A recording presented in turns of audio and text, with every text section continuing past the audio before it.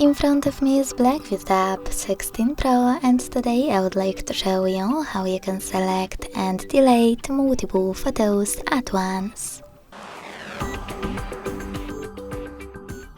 Begin by launching Photos app and clicking on Photos or Library on the left.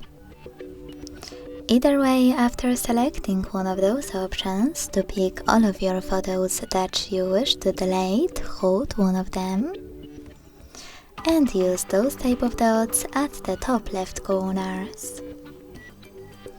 To keep some of those photos, tap on the chosen ones, and to get rid of the rest, use this bin next to the shopping cart at the top right corner.